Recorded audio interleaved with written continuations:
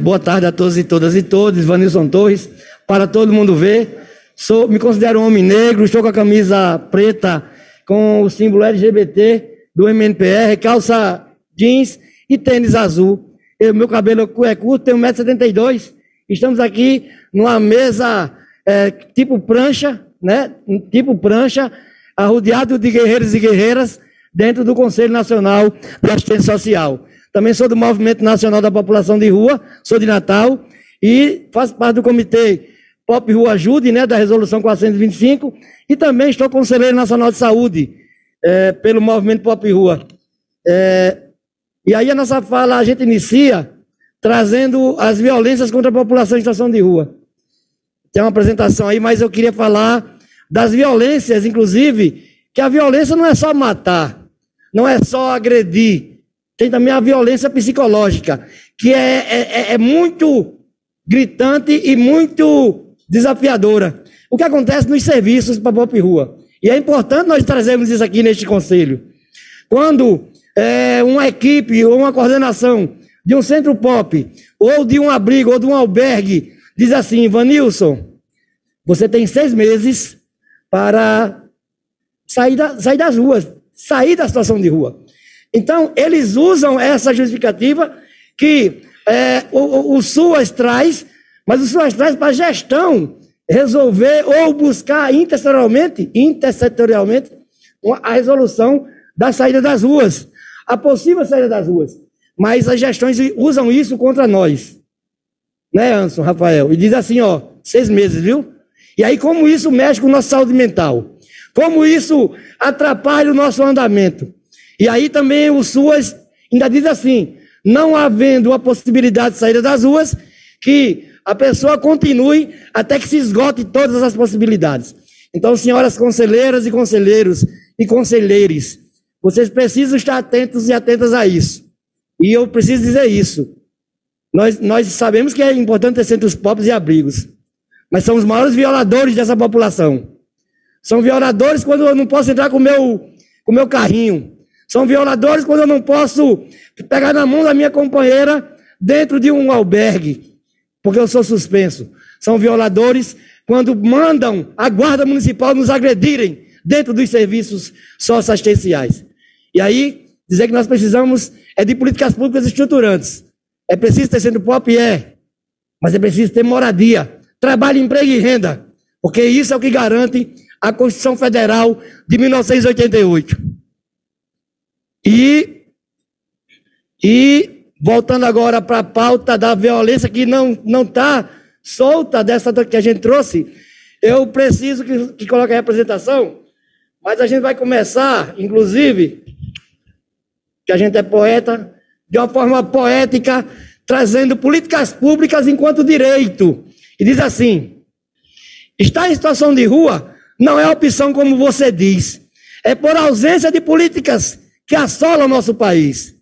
Queremos respeito, sim, acesso à saúde e habitação, trabalho, emprego e renda. Sou cidadã, sou cidadão. Nos tratam enquanto drogaditas e dizem que é pátria acolhedora. Saibam que quem está nas ruas somos nós, classe trabalhadora. Chega de violência, aporofobia, descaso, violação e opressão. Não somos seres descartáveis, somos filhas e filhos da nação. As crises financeira e sanitária impõem mais desigualdades sociais.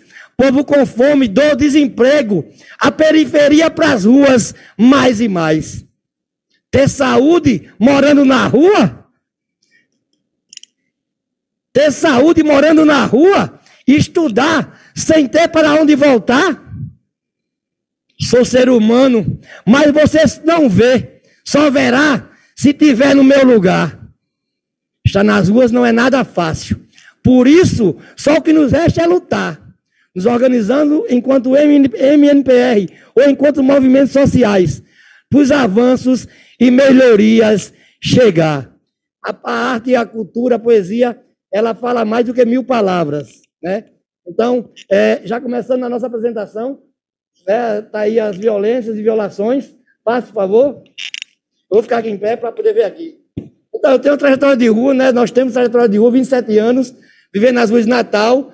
Eu sou formado em ruologia, e para quem não sabe o que é ruologia, aqui se tem algum psicólogo é formado em psicologia, se tem professor é pedagogia.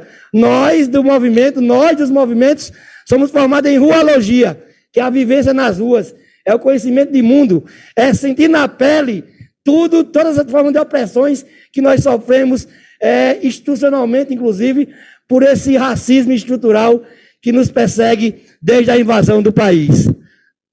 E aí nós também estamos na coordenação do movimento, nós estamos no Conselho Nacional de Saúde, e para a gente não perder muito tempo, a apresentação vai ficar aqui com vocês. Passa, por favor. Essa outra poesia aí é muito interessante, porque a gente está em um novo modelo, né? Nós estamos hoje indo com uma nova roupagem de Brasil. Mas vamos deixar ela para o final, que a gente já leu uma agora, mas ela é muito interessante. Passa, por favor. Brasil resiste a mais de 17 mil casos de violências contra moradores de rua em 3 anos. São Paulo lidera notificações com 788 casos entre 2015 e 2017, segundo dados do Ministério da Saúde. Mulher negra de 15 anos a 24 é a principal vítima. Lembrando que esses dados é de um relatório epidemiológico de 2017 do Ministério da Saúde. Passa, por favor. Alagoas, violência contra moradores de rua resultam em 2017 na morte de 40 pessoas em Maceió. Denuncia movimento estadual. Em 3 meses, 11 pessoas em situação de rua foram mortas no estado. Aí já é agora de março de 2023. Passa, por favor. Paraíba, em 48 horas, segundo morador de rua de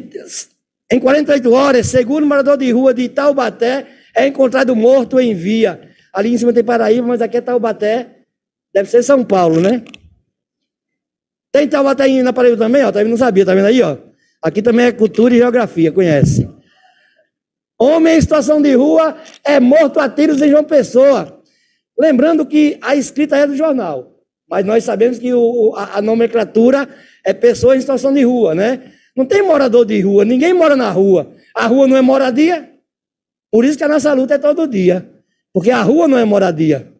Amazonas, homem é preso acusado de arrastar um homem sem teto até a morte em São Luís, no Maranhão. Morador de rua é encontrado morto em Lago de São Francisco, no Maranhão.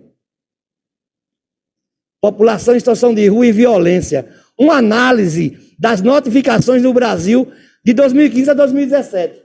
Vocês reparem que nós estamos precisando de dados atualizados, né? Mas nós estamos tão invisibilizados quando é para direitos, mas quando é para oprimir, nós somos visíveis, né? A polícia nos vê, as forças de segurança nos vê, os presídios nos encontram, os juízes e juízas que não compreendem nos mandam, inclusive, para presídios e onde de custódia por não ter moradia. Direito constitucional. Então, o boletim epidemiológico 14 do Ministério da Saúde apresenta dados alarmantes sobre as violências perpetradas contra a população de rua.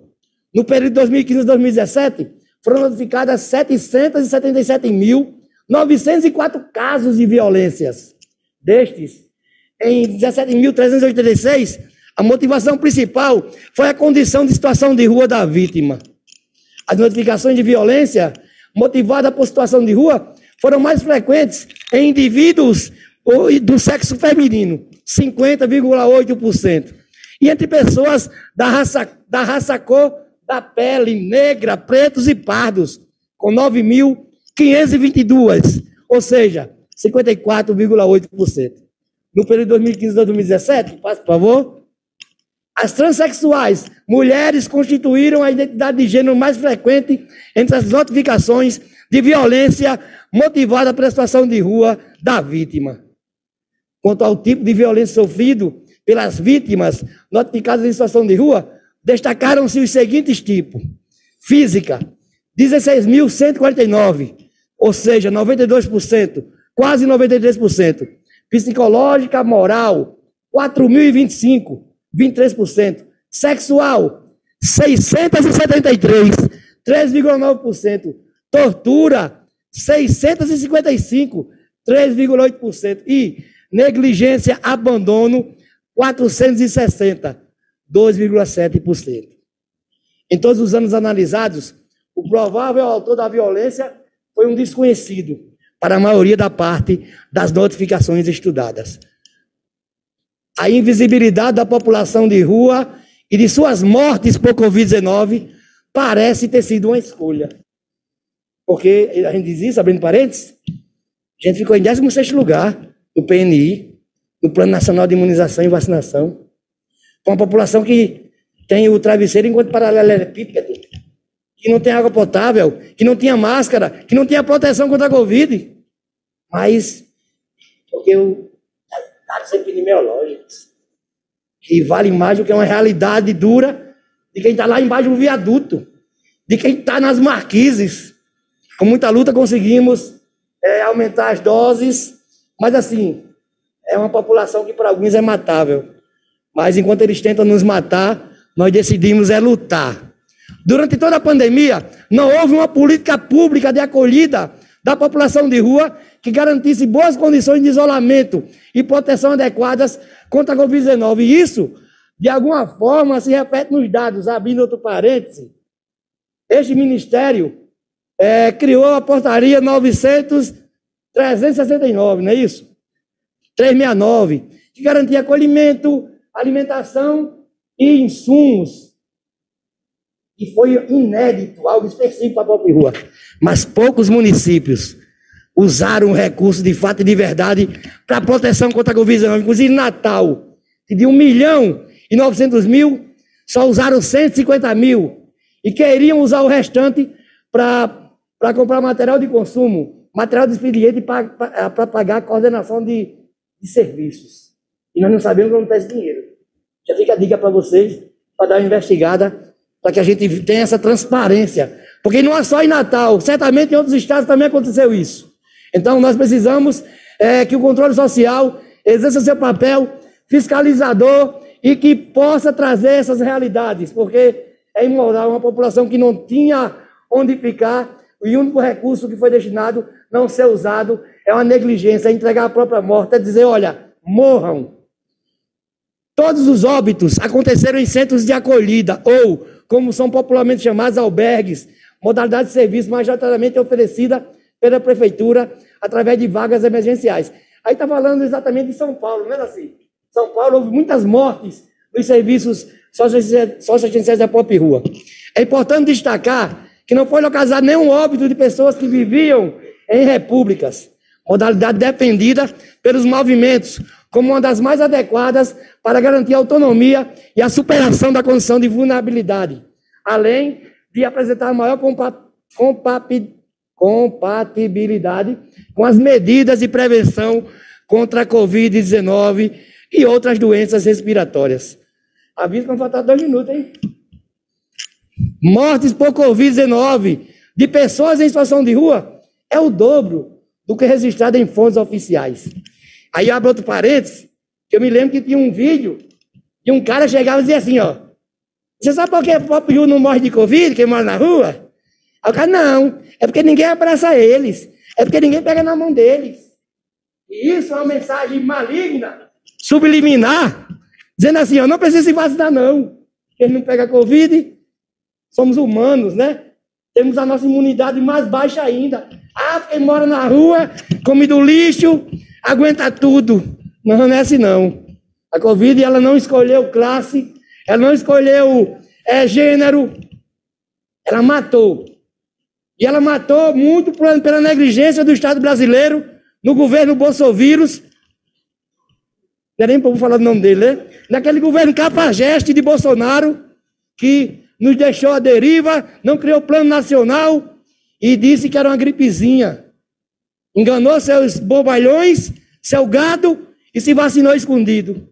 Tá aí, bando de besta. Besta não, bando de gado. De acordo com a pesquisa, passou, né? De acordo com a pesquisa inédita, medidas insuficientes e subnotificação de dados escondem o tamanho real do problema. Faz favor.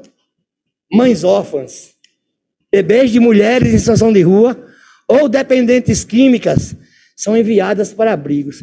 Quem sabe disso? Quem aqui já ouviu falar sobre retirada de bebês de mães do seu útero, dentro da maternidade, pelo serviço social da maternidade, junto com o conselho tutelar? Quem já ouviu, levanta a mão. Não? Como assim? Só 2? 3, 4? 5? 6, mas é um número muito pequeno ainda, 7. Ainda é muito pequeno para um conselho de assistência social, né, que atua com essa especificidade. Pois é, Minas Gerais, o Ministério Público de Minas Gerais em 2014, Thaís Pereira Braga, eles lançaram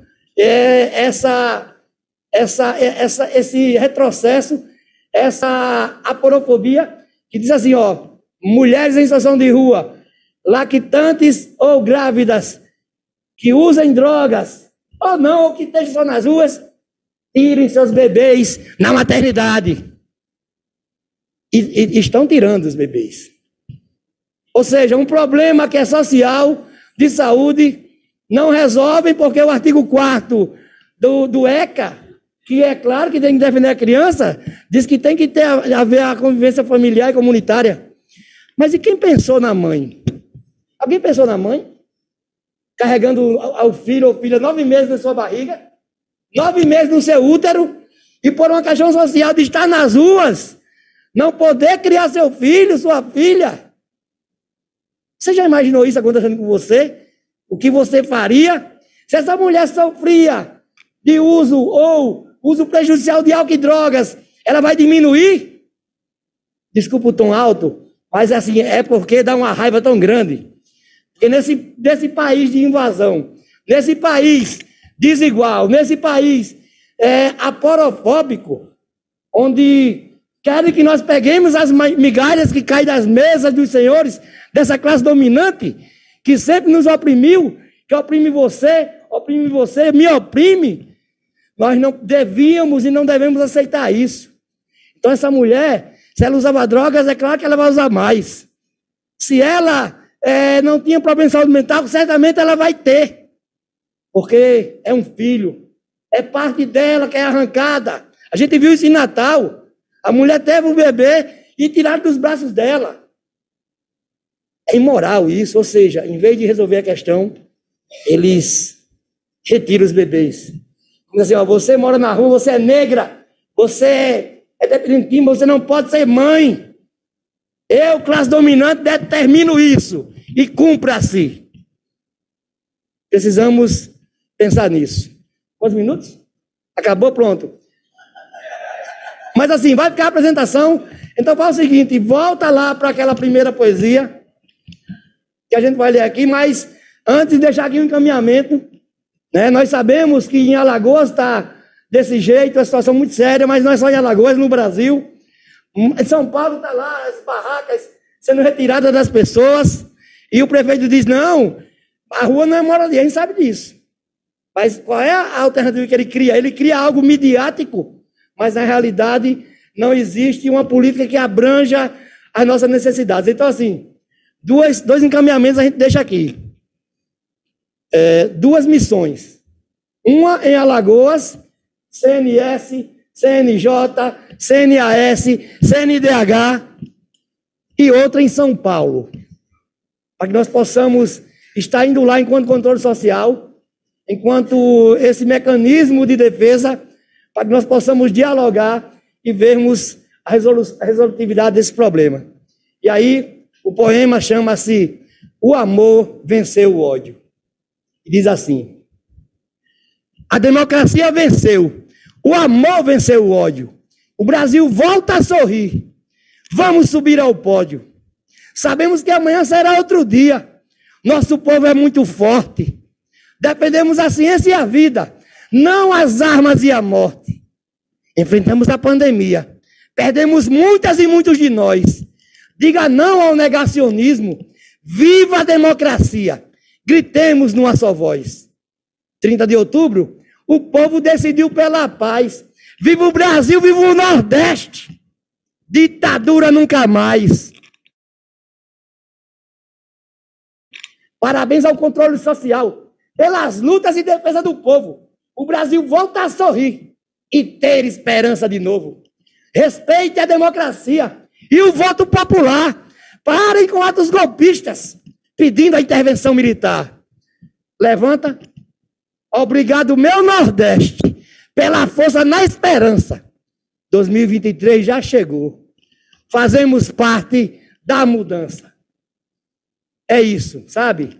Nós vivemos tempos tenebrosos. De 2016 para 2022, nós não vivíamos, nós lutávamos para sobreviver. Mas nós temos uma esperança. Nós sabemos que não é fácil. Que ninguém é bobo e todo mundo sabe que há diálogos para ter governabilidade.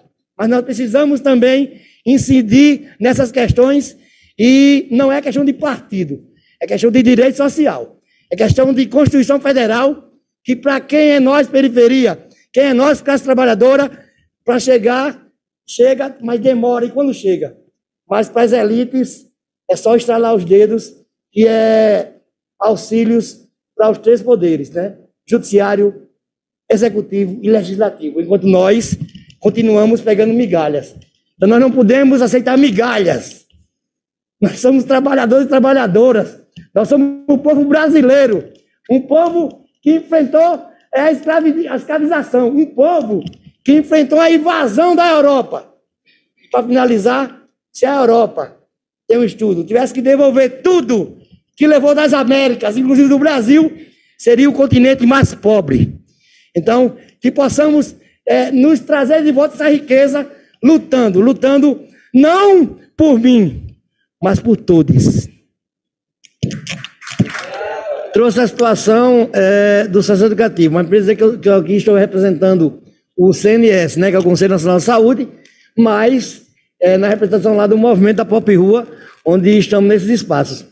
Leandro, é o seguinte, um adolescente ou uma criança, ele perdeu a sua mãe e o seu pai junta-se com outra viúva, isso em 86. E aí, nessa casa que se mudaram para São Gonçalo do Amarante, lá no Rio Grande do Norte, ele e seus 4 irmãos não podiam comer primeiro, não podia assistir TV nem sentar no sofá.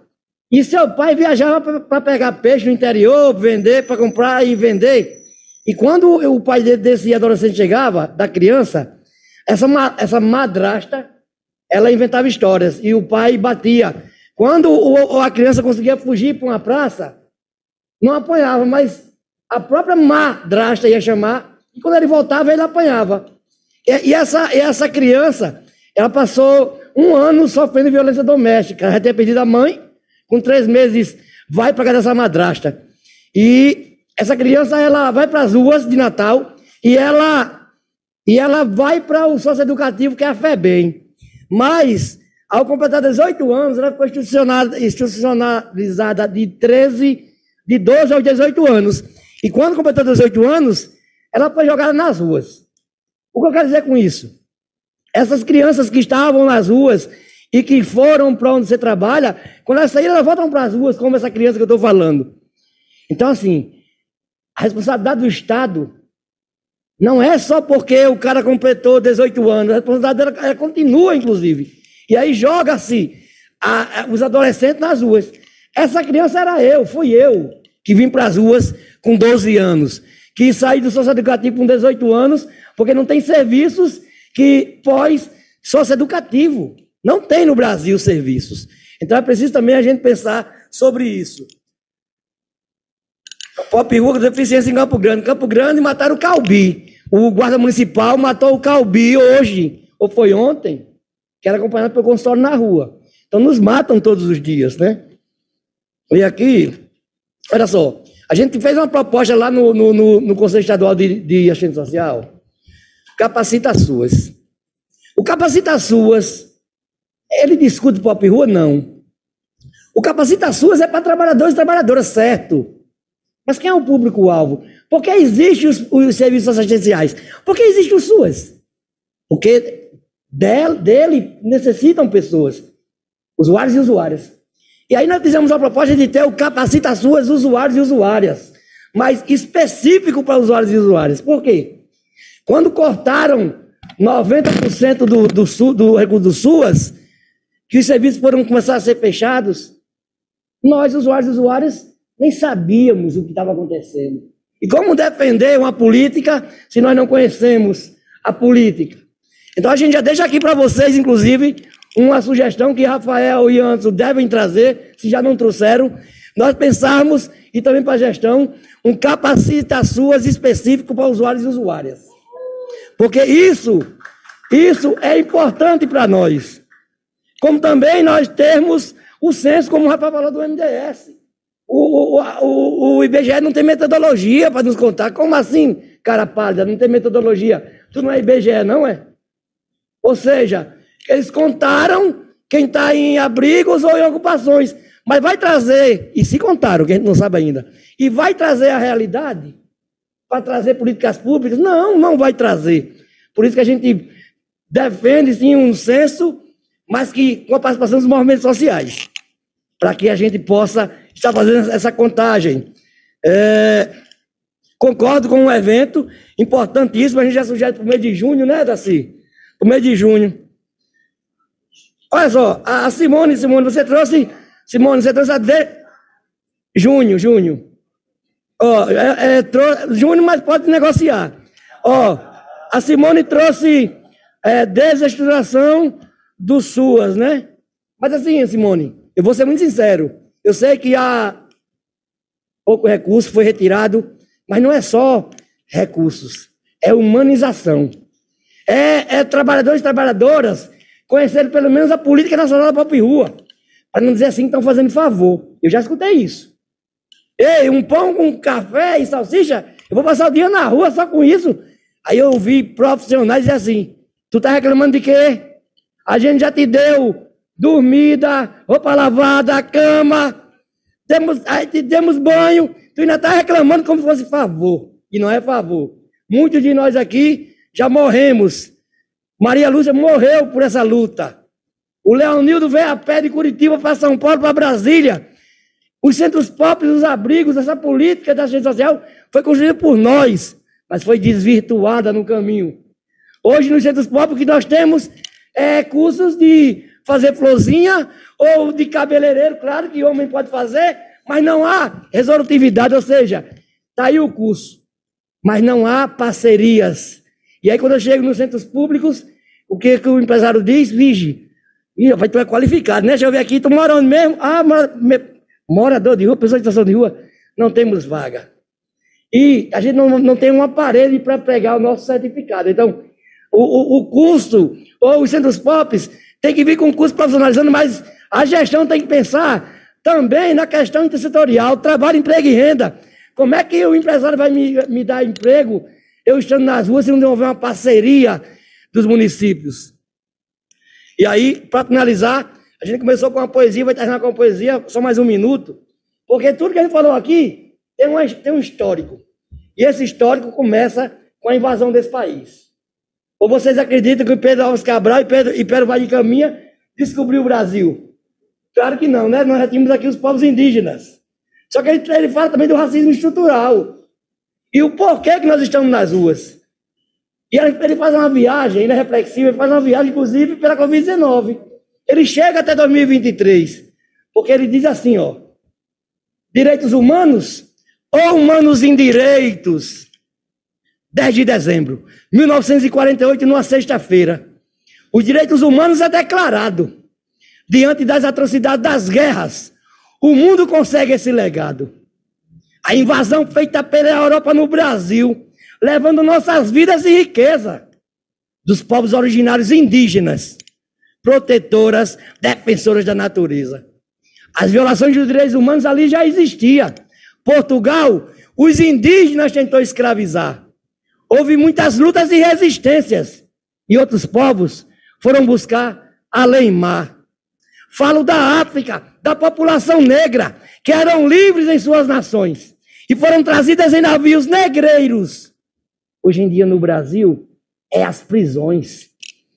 13 de maio de 1888, a princesa Isabel assina a Lei Áurea, a tal libertação. Mas que libertação? Se fomos jogados nas ruas do Império, sem direitos, sem terras, sem casa, sem alimentação. A escravização nesse Brasil não findou. Veja o salário mínimo, não passe pano. Seja pop negra, seja pop rua, entre no shopping, no mercado, há sempre alguém te vigiando. Sou do movimento pop rua no Brasil, onde 67% dela é a negra população. Ela é reflexo dos processos históricos, herança maldita dessa escravização. O genocídio racista bolsovírus, aquele canalha, falando do quilombola, nosso irmão. Ele pesava 7 arrobas, não serve para procriar. Facínora, destrói vidas, etnias e a nação. Fim da estabilidade da classe trabalhadora e fim do Bolsa Família. O desgoverno federal exalta armas, alimenta a corrupção, sua quadrilha. Usa a Bíblia enquanto proteção e escudo. Conhecereis a verdade e ela te libertará. Sepulcro caiado, raça de víboras. Abre a boca. A mentira é o que sai de lá. A pandemia da Covid-19 escancara as desigualdades humanas e sociais. Aumento da fome, da luz de gasolina, fila do osso. Aumento da pop rua, do preço do gás. Em tempos de guerra, lutar é preciso. É muito importante estar na luta com você. Na luta contra as opressões. Opressores e opressoras é lutar, resistir e vencer. Que nós possamos ser essa resistência. Que nós possamos nos ver em cada pessoa. Né, Simone? Nos ver nos olhares, né? Porque quem está na rua tem história. Quem está na rua, aconteceu algo em sua vida para ele estar nas ruas. Não é só álcool e drogas. É crise financeira.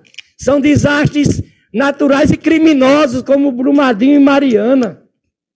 São as chuvas. E aí eu deixo aqui uma reflexão.